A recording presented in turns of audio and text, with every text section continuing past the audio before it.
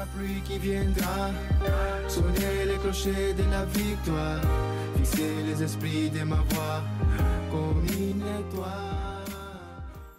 Monsieur Manébert, s'il vous plaît. Merci.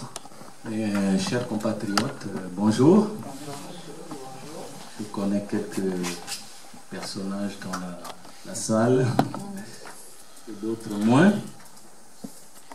Ceux qui sont en vue comme Jean-Jacques Eyi, Pasteur Moubamba, à ma gauche, on se croise souvent dans les réunions. Et c'est presque la même famille qui est là aujourd'hui. Et donc cette attitude doit être aussi, quelque part, faire l'objet d'une interrogation chez nous, Gabonais de la diaspora. Est-ce que réellement, il n'y a pas quelque chose qui nous a découragés de la vie politique, associative, en rapport avec la terre où certains parmi nous sont nés? Après, il y a d'autres facteurs. Les régimes que nous avons connus depuis l'indépendance n'ont pas non plus favorisé des rapports sincères qu'on devrait retrouver dans une association, parce que l'association, par définition, c'est les gens qui ont une vision commune et qui visent un objectif donné. Mais quand vous avez des systèmes qui étaient là pour espionner, faire des rapports sur les Gabonais, au final, ça a contribué à créer la suspicion plutôt que la collaboration ou la sincère amitié.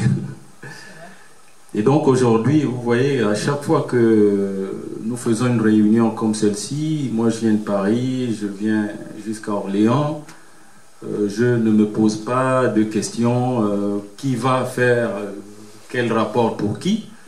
On a dans la salle quelqu'un qui est en train de diffuser en direct notre réunion. Moi, je trouve ça normal.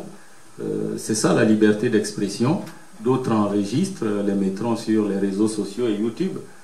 Mais je ne me dis pas que voilà, on va faire un rapport, je ne peux plus parler. Il faut qu'on arrive à surmonter cette peur-là. Parce que ça c'est très philosophique, mais c'est la dialectique du maître et de l'esclave de Hegel. Mais les uns sont les maîtres des autres qui sont esclaves parce que justement l'esclave a peur. Et il donne à un moment donné l'autorité à une autre personne pour le dominer. Pour revenir donc au sujet pour lequel je suis là avec mes camarades sur cette table, Gabon et paix, à quel prix? Et le rôle de la diaspora. Je vais commencer par quelques petits questionnements. Qu'est-ce que la paix? Je ne les développerai pas, ça serait trop long. Mais je pense que par moment, c'est mieux de susciter en chacun des questionnements que d'apporter des réponses. Parce que si on ne sait pas poser des questions, toutes les réponses qu'on vous apportera, elles sembleront être des superpositions à votre schème de pensée. Et si vous remarquez, la plupart des gens, même pendant que je parle ici, ils ne m'écoutent pas vraiment, mais ils cherchent la faille et qu'est-ce qui ne colle pas dans ce que je dis. C'est une habitude dans l'homme. Donc, les questionnements nous amènent à nous-mêmes. C'est pourquoi, pour ceux qui ont lu les écritures chrétiennes, lorsqu'on doit lapider la femme adultère, bon, la scène décrite dans ces livres-là nous montre que Jésus faisait des traces par terre et puis demande à la foule que celui qui n'a jamais péché jette la première pierre. Et c'est beaucoup plus puissant que s'il avait fait un prêche. Rien que cette phrase amène la foule de lapideurs à se défaire. Donc, qu'est-ce que la paix? Pour moi, voilà, c'est des questions que je me pose souvent parce qu'au Gabon, on nous a rabâché, c'est presque dogmatique, le Gabon est en paix, le Gabon en paix, le Gabon en paix. Qu'est-ce que la paix? Et le Gabon est-il vraiment en paix? Sinon, dans ce cas, s'il n'est pas en paix, que faut-il faire pour que le Gabon soit en paix? Et si oui, que faut-il faire pour que cette paix soit durable? Parce que c'est bien. d'être en paix pendant un temps. Mais les choses peuvent déraper selon le cours de l'histoire et aussi les leaders qui mènent les masses dans leur ignorance à avoir des comportements qui deviennent dangereux. Les élections de 2016, c'est des questions, hein? Sont-elles de nature à garantir la paix au Gabon? Parce que quand je suis les vidéos qui sont postées, les émissions qui passent dans les chaînes de télé, c'est comme si on avait deux camps et chaque camp se prépare non pas à bâtir un Gabon de paix, mais à camper dans ses positions, en l'occurrence, ceux qui refusent absolument l'alternance. Et je me pose aussi souvent cette question, encore une question, pourquoi nous les Africains, le mot alternance nous fait tant peur? Pourquoi quand quelqu'un est resté 42 ans au pouvoir ou 7 ans au pouvoir et qu'on lui dit alterne un peu, pourtant c'est les alternateurs qui donnent l'énergie aux voitures. Vous savez ça, au démarrage c'est la batterie, mais ensuite c'est l'alternateur qui donne l'énergie. Mais comment un pays peut-il avoir l'énergie si on n'alterne pas? Il n'y a pas d'alternateur. C'est du courant continu. Donc on vide la batterie. Il y a un moment où la batterie va se vider. Donc, il y a encore d'autres questions.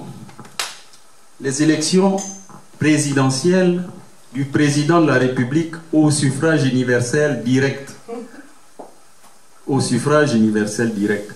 L'homme qui vit à Makokou, l'homme qui vit à Makongogno, l'homme qui vit à Samba Magoti, qui va voter, je ne sais qui l'a vu seulement par des affiches ou parce qu'on lui a envoyé un carton de poulet congelé ou des t-shirts ou des ballons, et maintenant on offre même des congélateurs et des téléphones. Bon. Tout ça pour élire quelqu'un au suffrage universel direct. Mais est-ce que ça a un sens? Est-ce qu'on ne nous a pas plongé dans une mythologie, dans une folie, parce que nous sommes dans une fiction? Nous votons quelqu'un qui est là et qui vous dit c'est moi qui dois être là. Et pourquoi je dis que est-ce que ce n'est pas une cause qui peut nous amener justement à déstabiliser cette paix dont le Gabon est si fier? Parce que en 2009, je passe des années 90, hein, l'avènement de la démocratie, 90, 91, jusqu'en 93, l'avènement de la démocratie en Afrique. Donc le vent de la démocratie n'a pas que secoué le Gabon.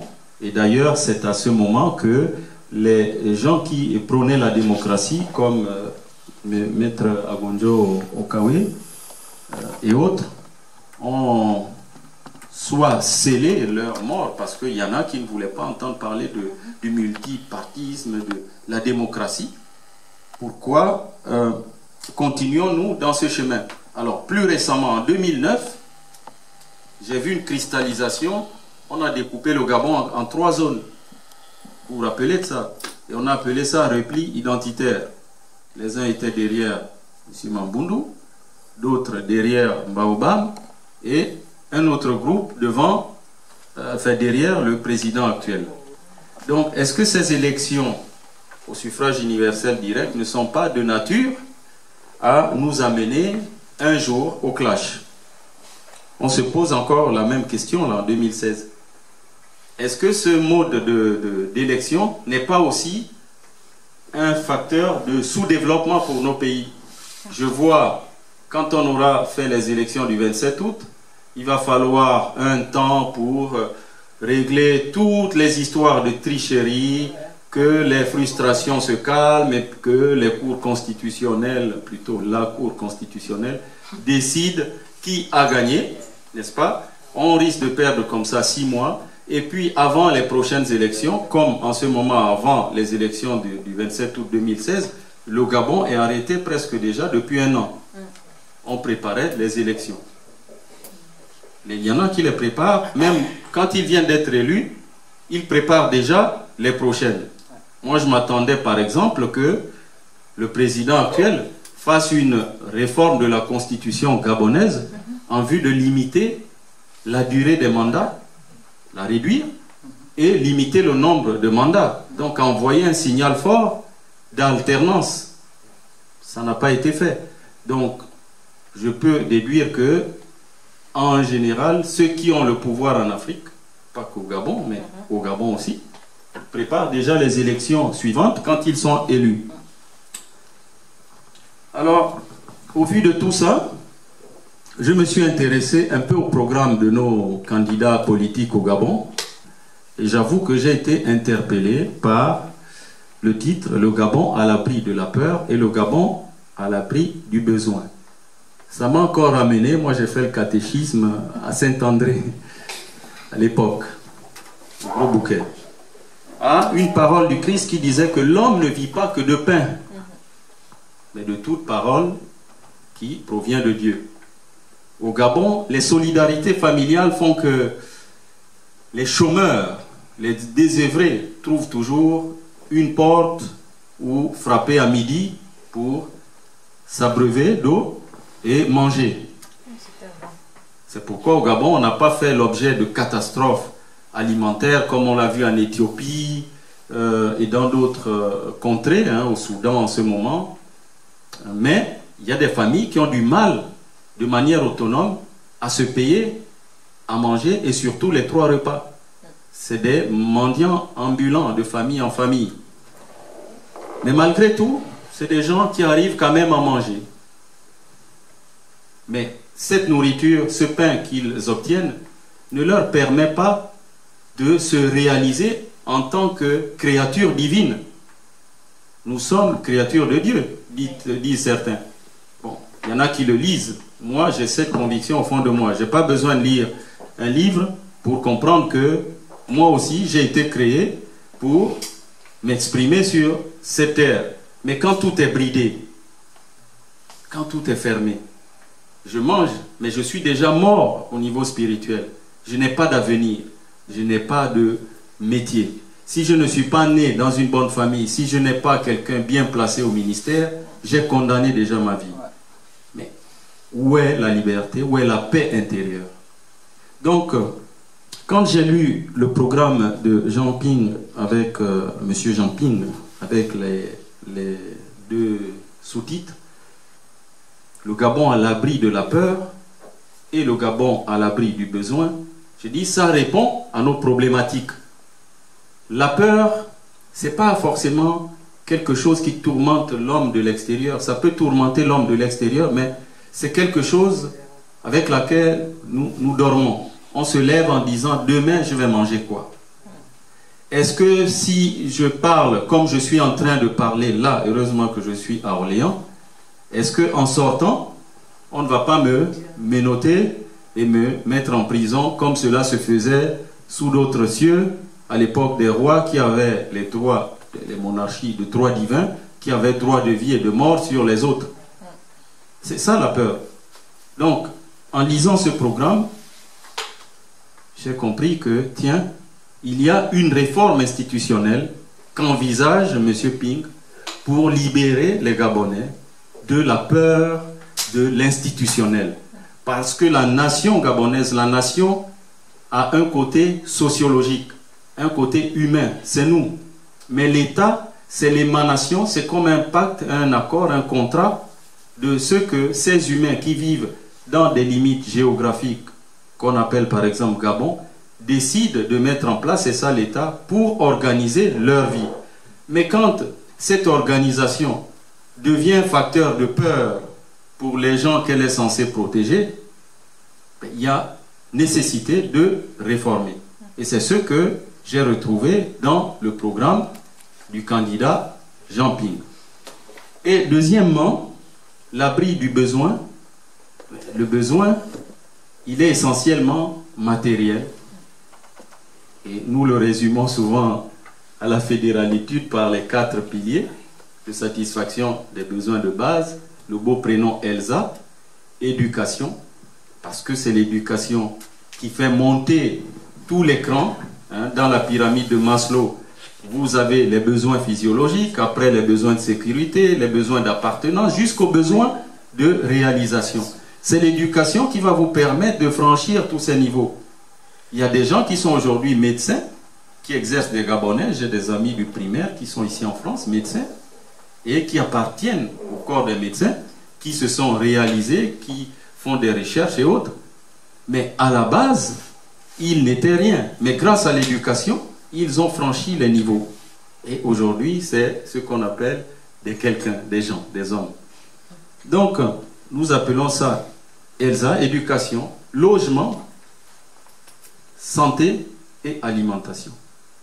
L'alimentation, c'est pas aller frapper tous les jours chez les voisins. C'est pas comme je vois au Gabon, dépendre entièrement soit de l'extérieur, des pâtes qui viennent d'autres pays et des produits qui viennent des pays voisins. Comme si au Gabon, il n'y avait pas de terre, il n'y avait pas d'endroit où planter le piment, le gombo, les choses de base. Même nous, on prenait, quand on était petit, on prenait la citronnelle. Chercher la citronnelle aujourd'hui dans Libreville, on n'en trouve plus. En France, celui qui n'a pas de logement, on l'appelle un SDF. Mais chez nous, celui qui vit avec 4 tôles sous le soleil, vous êtes déjà entré dans une maison à tôle sous le soleil à midi ou à 15 heures? On cuit. C'est un enfer. Pour moi, ce n'est pas un logement. Il n'y a pas de poteau réellement porteur. Donc, au premier vent, sa tôle peut partir. Deuxièmement, troisièmement plutôt, à tout moment, puisque ce n'est pas des terrains urbanisés et des terrains choisis où le type peut venir s'installer, ceux qui s'installent sur les meilleurs terrains, c'est toujours ceux qui ont pris l'État en otage à leur profit. Donc les autres, la masse, le peuple, vit dans ce qu'on appelle les matitis. Et ces fameux matitis-là, c'est des zones qui peuvent être inondées à tout moment. À la moindre pluie, vous voyez des ponts de fortune, on pose des briques et puis une planche dessus et les gens essaient d'arriver dans leur maison. Donc pour moi, ce n'est pas des logements ça. Alors la santé, j'ai vu des hôpitaux, des beaux murs au Gabon, mais on n'a pas une espérance de vie de 50 ans. Le Gabon, l'espérance de vie moyenne est de 50 ans. Les femmes peut-être 53 ou 54, les hommes autour de 48, 50. C'est la moitié presque de l'espérance de vie du monde développé où nous sommes. Ici, quand vous vieillissez, on s'acharne encore à vous faire vivre jusqu'à 100 ans. Vous êtes déjà même fatigué, vous voulez mourir. Il y a les hôpitaux qui n'ont... Ils ont tellement de médecins, tellement d'infirmiers, tellement d'aides-soignantes qu'ils veulent encore vous soigner. On fait presque de l'acharnement. Il y a même des vieux qui disent maintenant je veux mourir. Au Gabon, c'est le contraire. Voilà, madame Rebouka, c'est quelque chose.